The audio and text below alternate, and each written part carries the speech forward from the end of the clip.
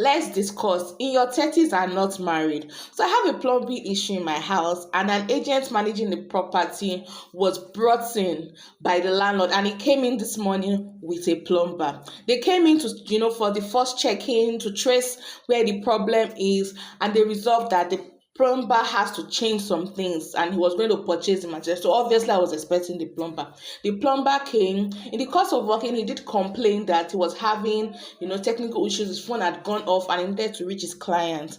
Out of my goodwill and my kind heart, I offered my power bank. And at some point I noticed his phone was not even charging fast. And then he got to 5%, luckily. So he was about stepping out when he took a step back and said, "Hey, madam, please don't be offended though. I saw something that he has the gift of seeing and everything, that is clairvoyant, and that he wants to tell me not to engage in any form of fracas, not to fight, not to." He told me one thing. But the fight generally, I didn't count it as anything because it's a good advice. I mean, on a normal day, this is what you can say to anybody: don't engage in physical combat or don't engage in any fracas. It's a good advice aside from him portraying it as a prophecy. So there was something he said after that, I can't remember.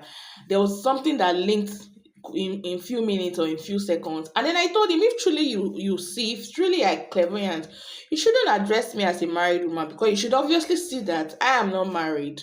Though I know I have, the body, maybe the body, the stature of a married person, maybe. I'm just assuming. And then he was trying to use his intellect, to ask me questions. You know how they do it? They ask you questions because especially if they perceive you are desperate, they ask you questions, then give you prophecy in quotes in line with the answers. This is a common reply you could give on a normal day when you are having a form of conversation, a sort of conversation with any human, or having this dialogue where somebody's advising you and asking questions. But when it comes to spiritual grounds or prophecy, I expect you who carries this gift to be able to find answers to these questions without me definitely responding. That's how I see it. So I told him, he asked me a question. I told him, if truly you are clairvoyant, if truly you have this gift of prophecy, you should be able to find answers to these questions. You should be able to know where the problem is. The reason why you are giving me a prophecy is for a problem to find solution, isn't it? So you should be able to know what exactly is the problem and how to provide solution to it. And of course, that was me being smart and also passing the message that, look, I'm not desperate. I'm not coming here to tell you my story.